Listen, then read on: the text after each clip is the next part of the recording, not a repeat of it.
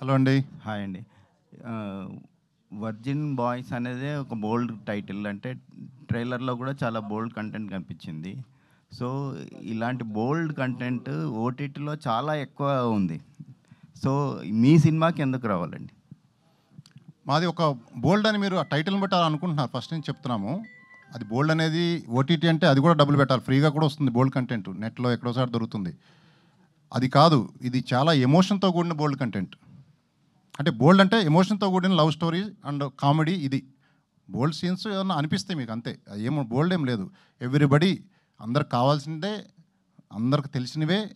ఒక థ్రిల్, 2 గంటల థ్రిల్ ఎలా ఉంటుంది, ఒక ఐఫోన్ గిఫ్ట్ కంటే కూడా ఎక్కువ ఉంటుంది సినిమా చూసిన తర్వాత. మీకు ఐఫోన్ రాకపోయినా పర్లేదురా అనుకొని హ్యాపీ అయ్యి ఒక 100 రెట్లు పైన ఎక్కువ ఆనందం ఉంటుంది. అది మాత్రం గ్యారంటీ. మీ టికెట్ల డబ్బులకి న్యాయం అయితే జరుగుతుంది, అది పక్కా. హాయ్ రాజా గారు, దిస్ ఇస్ ప్రజావాణి అండి ఫ్రమ్ ట్యాగ్ తెలుగు. హలో అండి, థ్యాంక్ యూ. కాన్సెప్ట్ ఎవరిదండి? కాన్సెప్ట్ డైరెక్టర్ది, దయానంద్. ఓకే, అడగండి ఏదన్నా అడగదలుచు. మూవీ కాన్సెప్టా?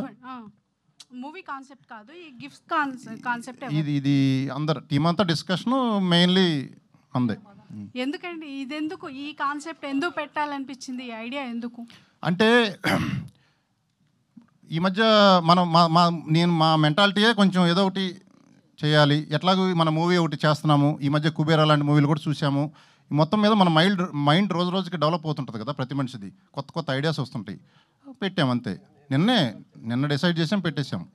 ఇంకొక ఐడియా మంచిది దీనికంటే రావచ్చు, అది మళ్ళీ నెక్స్ట్ పెడతాం. మీరు సజెషన్ చేయండి మాకు. నేనేమంటా అంటే మూవీ స్క్రిప్ట్ మీద మీకేమైనా నమ్మకం లేదా? ఎందుకు లేదు? ఉంది కాబట్టి పెట్టినాం. ఉంది కాబట్టి. చిన్న టీజర్ రిలీజ్ చేసినందుకు ఇంత ప్రేమ చూపించారు మా మీద. సినిమాకి రారంటే మేము నమ్ముతామా? మేము వద్దన్నా మీరు వస్తారు. ఇది teaser song just biryani smell అండి.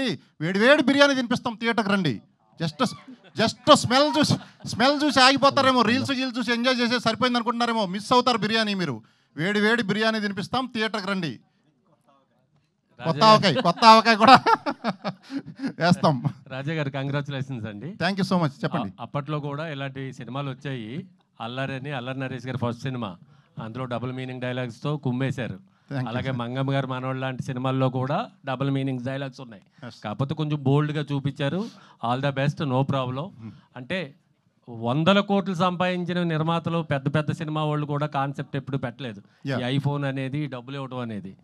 ఇది చాలా థ్రిల్లింగ్గా ఉంది. ప్రేక్షకులకు కావాల్సింది కూడా ఎదుటి వాళ్ళకి సాయం చేసే గుణం మీలో ఉంది కాబట్టి మీ సినిమా సూపర్ హిట్ అవ్వాలని కోరుకుంటున్నాం. Thank you so much for your blessing sir. ఇంకా మేము మా దగ్గర చేయగలిగితే ఎన్నో చేయడానికి రెడీగా ఉన్నాం.